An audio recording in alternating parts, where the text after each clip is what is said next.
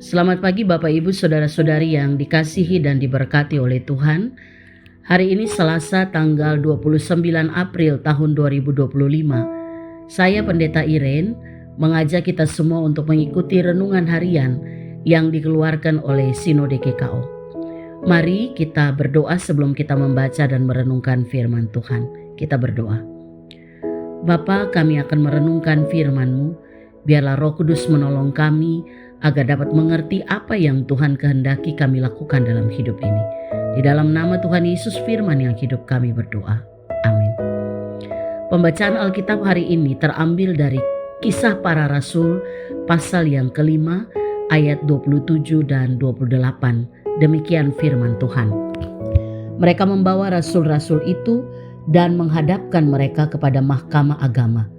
Lalu imam besar mulai menanyai mereka, katanya, "Dengan keras kami melarang kamu mengajar dalam nama itu. Ternyata kamu telah memenuhi Yerusalem dengan ajaranmu, dan kamu hendak menanggungkan darah orang itu kepada kami." Amin.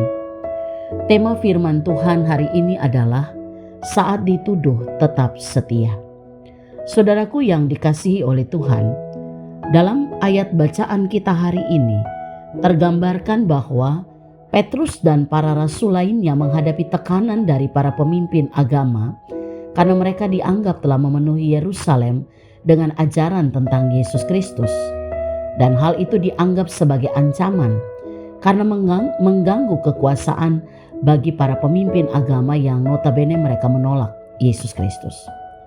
Namun meskipun diancam dan ditegur dengan keras, para rasul tidak meminta maaf ataupun berhenti melakukan pengajaran mereka, tetapi mereka tetap setia memberitakan apa yang telah mereka lihat dan apa yang telah mereka dengar tentang Yesus Kristus.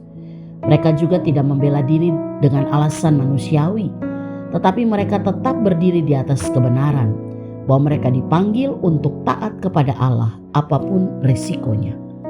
Tentunya teladan para rasul masih berlaku sampai dengan hari ini.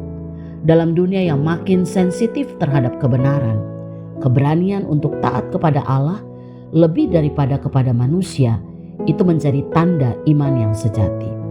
Dan hal ini harus dimiliki oleh setiap kita yang menyatakan percaya kepada Yesus Kristus.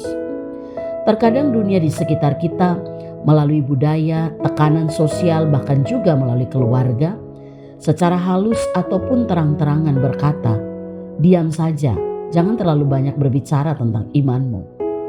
Saudara, satu hal yang harus kita ingat, iman sejati itu ditandai dengan keberanian untuk tetap bersaksi tentang Yesus Kristus. Bahkan ketika ada resiko, kita ditolak, disalahpahami, ataupun dilarang dengan keras.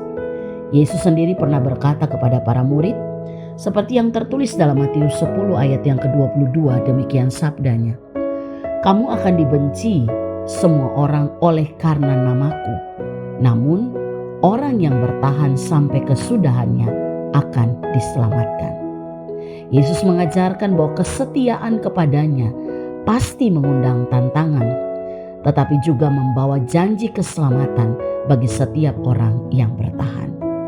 Keselamatan bukan sekedar dimulai saat kita percaya, tetapi juga dibuktikan dalam ketekunan iman sepanjang hari hidup kita. Untuk itu, tetaplah setia meskipun menghadapi tantangan dalam iman. Amin.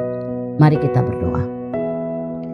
Bapa, di dalam nama Tuhan Yesus, kuatkanlah hati kami untuk tetap setia memberitakan nama-Mu. Meskipun kami harus menghadapi tantangan, larangan ataupun penolakan. Jadikan kami alat-Mu untuk memenuhi dunia ini dengan terang kasih-Mu. Di dalam nama Tuhan Yesus kami berdoa. Amin.